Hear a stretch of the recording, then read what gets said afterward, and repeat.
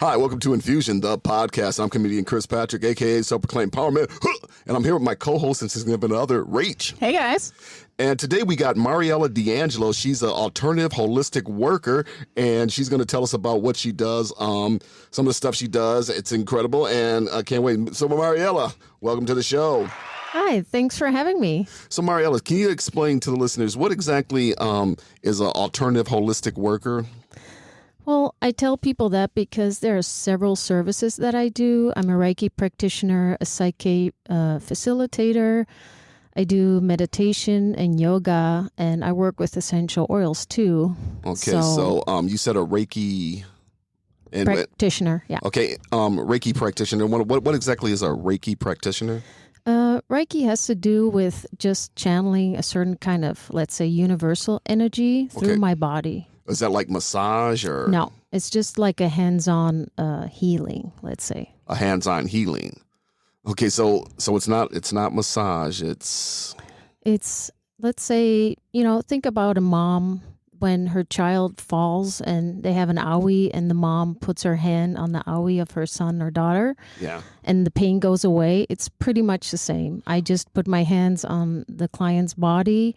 And the thing that happens is, in general, my hands will get really warm, and people will, feel certain kind of relaxation feeling, even, pain goes away, and even emotional, emotional feelings are being more balanced. There's a lot of things happening when people receive a Reiki session. So you basically balance people out spiritually or emotionally, mentally, physically, yeah. Okay, then your other title is yoga. Yeah, yoga teacher. Yoga teacher, okay. Yeah. And we all know what yoga is. That's stretching and. Yes, exactly. Yeah. And then your other titles are. Meditation. I do meditation too. So when I have clients here, I kind of talk to them first what's going on in their mind and what they need. And I'll make like a, customized kind of meditation to the client. Well, that's interesting you say meditation because I've been studying meditation for a little while, especially I'll let the listeners know. We actually met because we go to the same church. Right. And we've had Reverend Joanne on the show. And when I started going there, everybody was talking about meditation. I never meditated. And then I started meditating.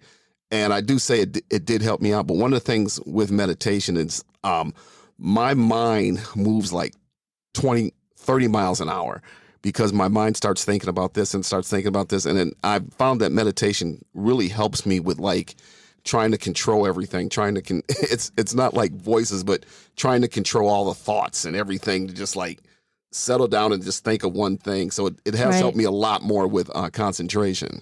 Mm-hmm. Well, meditation doesn't always have to include just slowing down your mind. Sometimes it can bring in, for myself,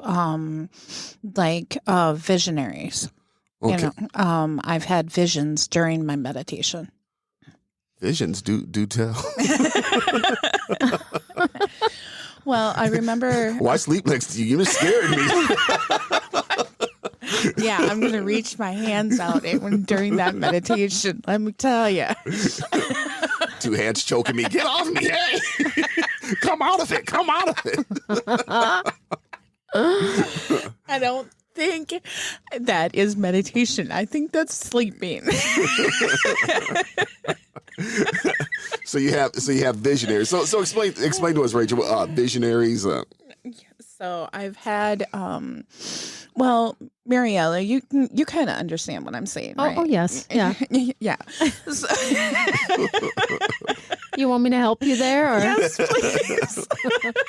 I thought wow, there's going to be a really nice story coming, but okay. Well, what I understand what you're saying is while I'm doing meditation or during my meditation, I get ideas or sometimes like you're saying visions, like something that may happen in the near future. Right. I even have that too. Like, everybody has once in a while, like you're thinking of somebody and suddenly they call you. Yeah. When you're in a meditative state or let's say in a peaceful state too, that's when, visual pictures or even thoughts or even sound or even voices talking to you, which is just totally normal, that just come to you because you're in a rest, a peaceful state. Sure. So meditation can go everywhere. Yeah. And well, like I was saying, it's like my mind. I start thinking about this, and it starts thinking about that. And I've tried to really use the meditation to like, okay, just concentrate on one thing, focus, and try to concentrate, and don't let your mind scatter. 50 different ways. But I found out that with me, I'm a very creative person, and that's probably why my mind. I don't downplay it. I don't put it down or anything like that. I say, hey, I'm a creative person, and that's actually a good thing, Mm-hmm. Yeah, you don't want to stop the creative flow for sure. Yeah. But I know also that when you can stop it, like, for a couple of minutes, sometimes other ideas will come in that maybe normally you don't accept. Right. You see? So that's or even help. Yes. Yeah. Yep. Yeah. That can even help during that process. So, well, let's talk about some of the creative things that you helped us get through. Oh, yeah. The PSYCH-K, right? Yeah. So, you worked with me first, and you helped me understand that it was okay for me to build my own barriers, but enjoy life at the same time. Right. Yeah. And Cris, do you care to share or not share? Well, I found it a little different at first, but then now going through this, I notice my mind's getting a little bit more relaxed, stuff like that. But with me, it takes a second for it to sink in. But I was like, okay, yeah, I'm done. Okay, that's fine. Then I'm sitting down. Then all of a sudden, we're about to do this, and all of a sudden, my mind's like, what? Wait. You're starting to like, it's kind of like a calm down feeling, like, right, yeah, like after running or something like that. It's kind of just like, okay, you're starting to, Yep. Beautiful. Yeah. kind of like a natural high. Oh, good. Yeah. So, Yeah. Do you care to enlighten the people what your statement was? Actually, I forgot. I think it was something that facing fears or stuff Yes. like that. Within everything I'm trying to do as far as with starting this business and starting this website and all that and doing everything. It's just there's always that fear in the back of your head. But I've always been one of the let's just say I'm kind of an odd cookie because I'm one of those people that's just like, this is where I'm going to go. This is what I'm going to do. And I'm just going to do it. And, I know there's fear in it, but I kind of like put fear behind me and just go forward. That's just kind of the way I am. I'm not one of those people that like, I'm scared. Hey, yeah, it's there. It's got to go, Right.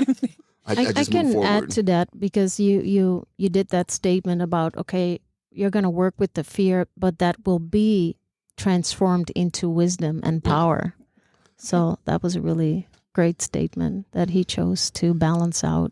Mm-hmm. Well, back when I was doing stand up, I remember like people would see me and I'd be I had a little thing called the tune up room, and what I would do is I would just act goofy, act stupid, and all that because I'm about to make these people laugh. And people always said to me, they go, "Are you nervous?" I'm like, "Yeah, it comes with the territory, But it got to the point to where I love the nervousness because that helps me when I go on stage. When I wasn't nervous, that's when I got nervous. It's like, good, I got that little bit of nerves, but that's going to help me pull out of it, or go out there and really have really make a good show, Yes. Oh, yeah. I agree. It's definitely needed. I've been doing some public speaking and doing workshops, and I recognize totally what you have, like those first couple of minutes before it's like, oh my God, now I have to perform and now everybody's going to look at me and everybody's going to listen and oh, what if this and what if that? But that's, not, it's a fear based on other people's experiences. It's not yours, but you heard about it a lot. So that's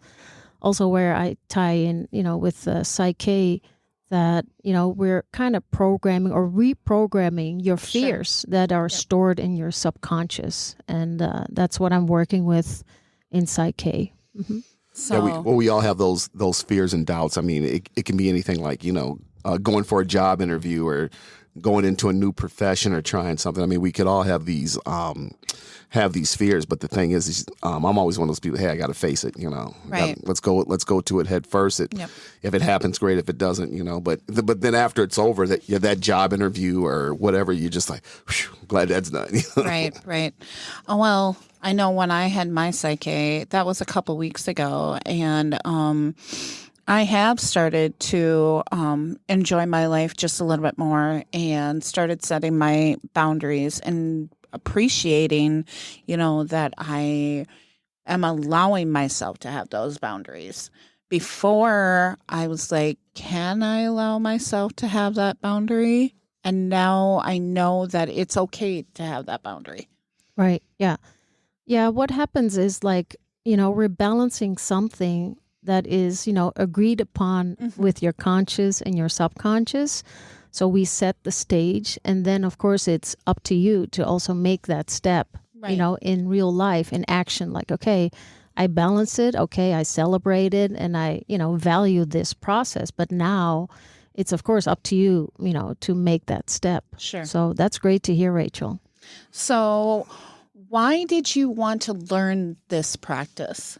What came into your life these practices, because you got a lot of certifications under your belt. Right. I have to say, this is quite a story that once in a while I'll tell people in a workshop or privately.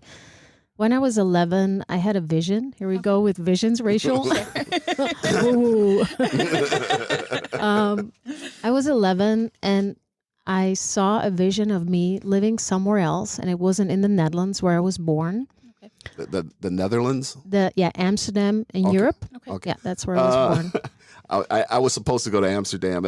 Every time I hear the word Amsterdam, I was supposed to go there in 2000, and I studied up on Anne Frank, and I was like waiting to go, and I never got to go. So oh no, you should go. You have to go one day. It's just an amazing place. Yeah, we're definitely going to get there. But anyways, I didn't mean to interrupt. But that's okay. So anyway, so I was 11 and I was already into listening to spiritual radios like the paranormal and, like other energies that are out there because I could sense them, but I didn't know what to do with it. And my parents weren't really into that kind of stuff. Sure.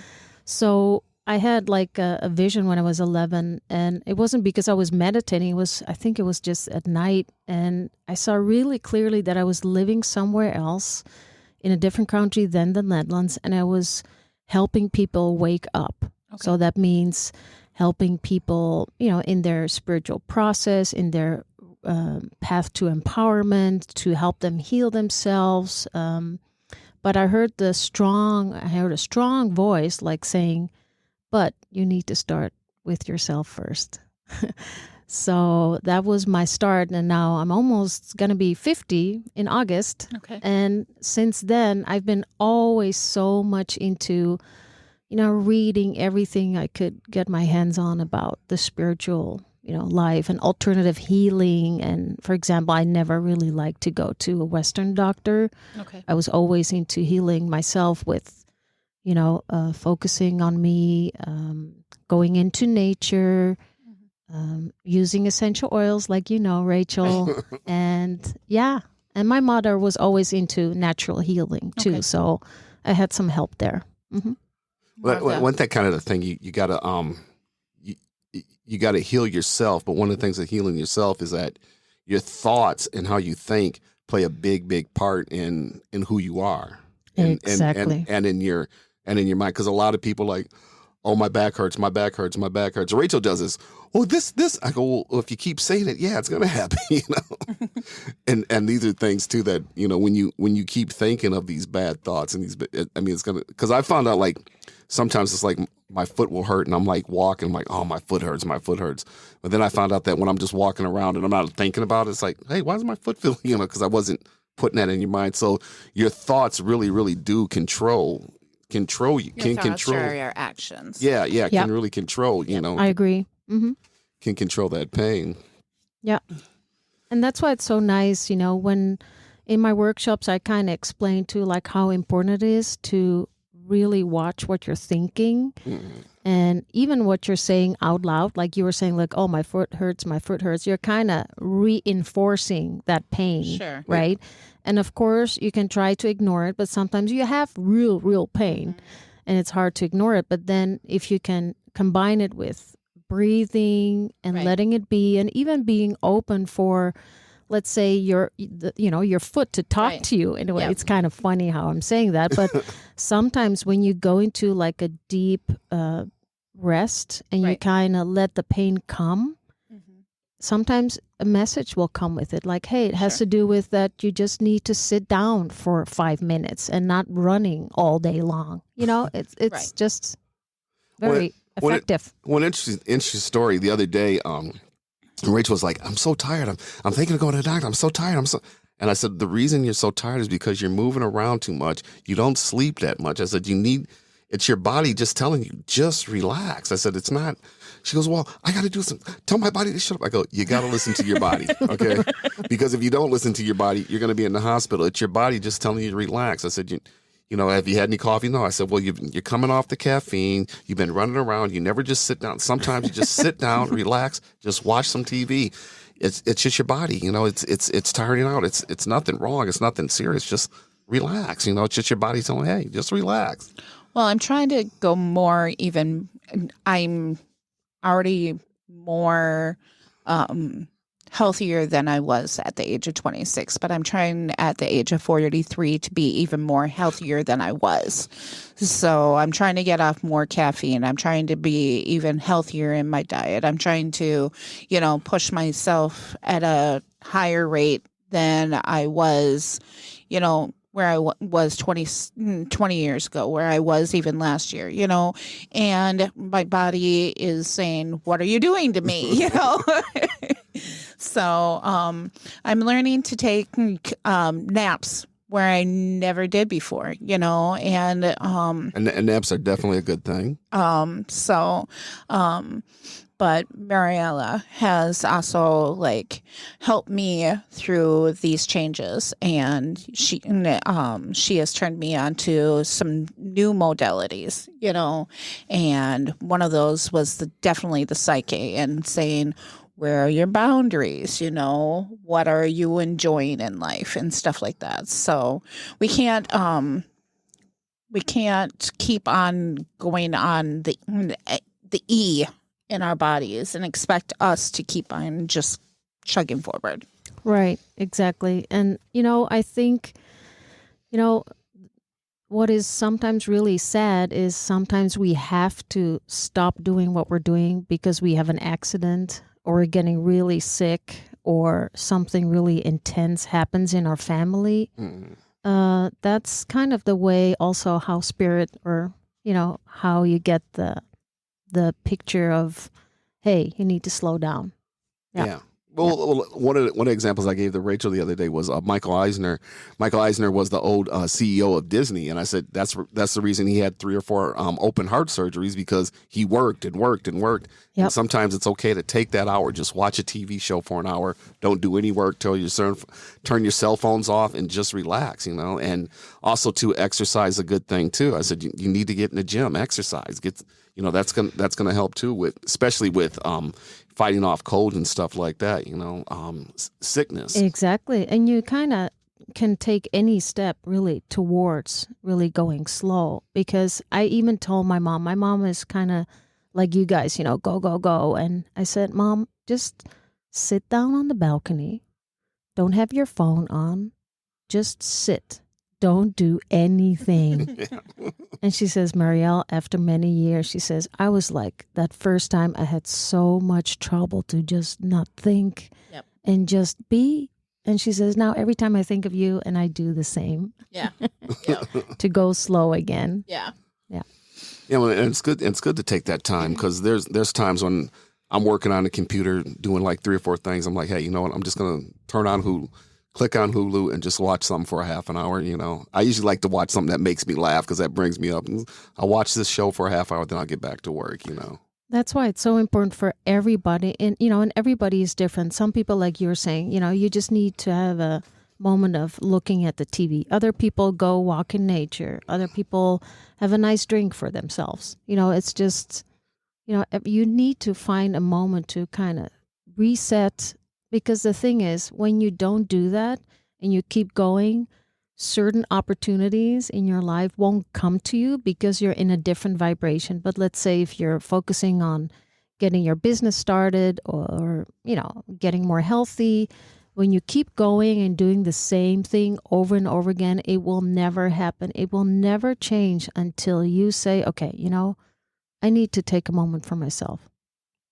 Yeah, I remember when me and Rachel, funny you should say that, when me and Rachel started dating, she's like, well, I got to do this. I said, Rachel, you need to take some time to yourself. Well, when I take time, I said, don't clean the house. Don't, just take some time to yourself. Just go to the movie theater and just watch a movie. And then one day she actually did. She goes, that was so nice. I didn't have to worry about it. I just sat back and I just watched the movie. I said, felt good, didn't you? Yes. She goes, oh, yeah, it felt great. I said, see, you've been running around too much. Take some time to yourself once in a while. Don't help out anybody. Just take some time to yourself. It's like when I'm in the gym, I get friends calling me up. How come you didn't call you? How come you didn't? I said, I was in the gym. Why didn't you bring your phone with you? I don't have my phone with me when I'm working out. This is my time. Exactly. That's great, Cris, that you can, influence each other in such a good way. Yeah. We try. Yeah. So with the PSYCH-K, we've talked about what I manifested for myself and what Cris manifested for himself. Not talking about what other people per se manifest for themselves, but what are some of the other things that people in general can manifest for themselves? Through the process of PSYCH-K, sure. You're asking? Yeah. Right. Well, with the PSYCH-K, we're creating a goal statement, right? Sure. So I am open to receive an X amount of money in my bank account, or I am confident in getting healthy. Mm-hmm. So these things are, it's of course very personal, and you have to really want it, and you have to also really be open to work with it. So anything can manifest, but as we know, I don't know if you know, but Earth has quite a slow vibration. Okay. And things will go faster when you're in a higher vibration. So if you can, like you're saying, Cris, taking that moment of being happy and just letting everything go, that's when manifestations come quicker to you. But it doesn't mean that you still need to kind of work on it. You have to get into that vibration until that manifestation, that thing that you really want to attract, come to your life. Yeah. Okay. I know that when you were working with me, I was struggling to find exactly how I wanted to word it. You were saying, do you want to personalize it to a person? Do I want to set my boundaries to a certain person, or do I want to set it in general sense? So, you can have it one-on-one, I want to have a better relationship with this certain person, Mm-hmm. right? Yeah. So, but always remember, it starts with you. Yeah. It's kind of like Michael Jackson, and I love Michael Jackson, and he always says, look in the mirror, Right. It's the man in the mirror. You need to change yourself first before you are able to open up with another person. Yeah. So, yeah, that's where we start Yep. with the PSYCH-K, changing yourself first. Well, that's interesting you say that with relationships, because I've had friends who they're dating this girl, then they're dating this girl, then they're bad relationships, and I'm like, well, first of all, you got to start looking at the girls you're going at, and then second of all, what is it about you that keeps having these bad relationships? You got to look at, what do you want? You're just dating or going with anybody. You got to start looking at what do you want and set okay, this is what I'm looking for. This is what I'm not gonna stand for. This, Right. As opposed to just getting with anybody, And sometimes it's just an impulse. We're kind of, everybody in a certain moment of their lives, they are looking for something because they feel empty. So the other person temporarily is filling up their emptiness, which is not fair, of course, but Right. things happen, and we're not really, we're not being taught in school how to fill up our own emptiness. Mm-hmm. Meditation, thank God, in certain schools they have that from a young age, and being conscious and mindfulness and things like that. But if you would have learned how to be happy with yourself and not feeling insecure or gibberish because you feel empty inside and you need something, or like drugs or alcohol or somebody else to, go out with to Fulfill that satisfy need. Yeah. and fulfill that need, Yeah, well, it's interesting because we got 2 daughters who just graduated this year, and they're both kind of like in hiatus, not going to college yet, and one wants to take a year before she goes, and another one wants to. And they're like, well, I don't know. I'm like, you guys got to stop being afraid of yourselves, And they go, Well, what do you Zoe's mean? going to the STAR program, and what I appreciate out of both of them is that neither one of them are in a relationship, and they don't feel like they need to be.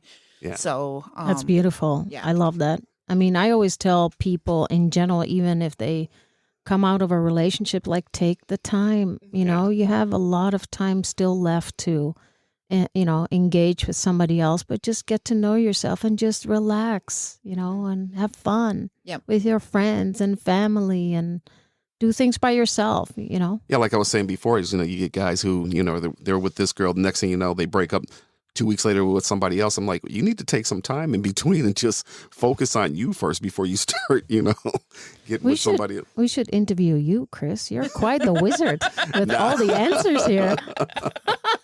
Yeah, I got the answers, but nobody listens to me. So. We need to set up a different business for you. But, just call it smack yourself in the head. Yeah, you just smack yourself in the head. All right. well, the problem also is, not just relationships, but some people have been hurt and they don't give themselves that time to heal and really recognize who they are after that moment of hurt, who they have become after that moment of hurt. Right. People, again, we don't learn it from school. Right. We kind of learn it through, seeing what's happening in our families. And let's say when you had an abusive father, it's really easy for you to abuse yourself, your Sure. daughter, or so it's really, what can you look at yourself honestly, and some people even it's too hurtful to look at themselves and they don't want to go there. Sure. Well, a lot of time, one of the things that is what they call breaking the chain. Like you see this and you see this, but then when you get older, say, hey, you know what? I'm not going to be like that. I'm going to break this chain, you know? Yeah. Because otherwise it just becomes a circle of never ending, My brother went, as an example, my brother went to jail. My father was in jail. But you know what? I'm going to go to school. I'm going to do this. I'm not going to be like them. And I'm going to break this cycle. I'm going to break this chain. Yeah. And I hear that a lot. That is so cool. I mean, you are, if you believe in your soul family and you're learning every time, every life you come in, it's like you are the one there to kind of change that rhythm that has been going on, not being the victim, but now you're going to be the one that is in charge and knows how to work with your mind, the power of your mind and your emotion. That's when things really change. And with PSYCH-K, that's what I kind of felt for myself. Like this was my moment to claim that I could claim this for myself, that I didn't have to keep on going down this cycle, that I could claim it for myself. Right. Yeah. It was your subconscious that, had that traumatic experience, whatever it was, or, let's say everything that we're programmed with as a child and observing what our parents do or even, close friends is like a reality for us in that subconscious system. So when you say to your subconscious, like, hey, listen, your conscious mind is saying like, this is what I would like to do and I would like to balance this out, then the subconscious, in the process will work together to make that happen. But you have to understand 95% of what you're thinking, what's going on, has to do with your subconscious mind, okay? And the 5% is our conscious mind. Right. So we need to really work with our subconscious to make things happen. And that's why I love it so much, Cris, when you're saying, I know, even though I have fear, about the business, I know I can do this by working hard, but also, taking a step back and balancing out and trusting the process. Sure. And the thing is, too, some people also have to let it go. You're balancing things out. Just give yourself time to make it happen. Yeah. Well, that's the thing, too, is a lot of people want it overnight, and it's like it's not going to happen overnight. But if you work hard and you stay focused, it'll get there. Trust me. Especially staying focused. Yeah, staying focused. Yes. Okay, well, Marielle, it was great having you on the show. We might do another one. we could probably talk for hours. Totally open for that. But if somebody wants to get a hold of you, you got a website, an email address. If somebody wants to get a hold of you for yoga, Reiki, or anything like that, and our Psyche, highly recommend you talk to Marielle about Psyche or Reiki or yoga. You got a website or some? Yeah, people can go to, this is all one word, My Joy for Life, and the 4 is FOR.org. MyJoyForLife.org. Yeah, and you can see I have all kinds of tabs where I explain all my services, and my prices are there too. But if you want to just see, me doing my thing and giving tips and tricks and things like that, you can go to my TikTok channel. I just started it, so very happy to promote it right here. Yes. So if I went to TikTok, how would I find you on TikTok? It's, again, my_joy_for_life. And YouTube channel is the same, My Joy for Life, just 4 words there. My Joy for Life on YouTube. Or my_for underscore. Just remember the same thing, but underscore and TikTok. Exactly. Yeah. And with everybody doing Google Meet and Skypes, do you do Skypes or? Yeah, I do Zoom calls. Zoom calls. I even have, if people are interested in some holistic coaching, which could be a combination of PSYCH-K and meditation, yoga, even Reiki on a distance. I can do that too. They can have the 30-minute free coaching. Well, not coaching call. It's like an initial consultation that I can say, hey, this is what I can do for you. What are your goals? Let's see if I can support you there. So, listen, you guys got a great way to look at it. You can find her on, like I said, myjoyforlife.org. You can also find her on TikTok and YouTube. Marielle, thanks a lot for being on the show. And Rach, you want to take us out? You're so welcome. All right. As always, you guys, we come to the end. History is built on lifelines of hate. On here, we're trying to build lifelines of love. Please, we are trying to also teach you guys how to be your own advocate. Until next week, we are out. Have a great one. Take care.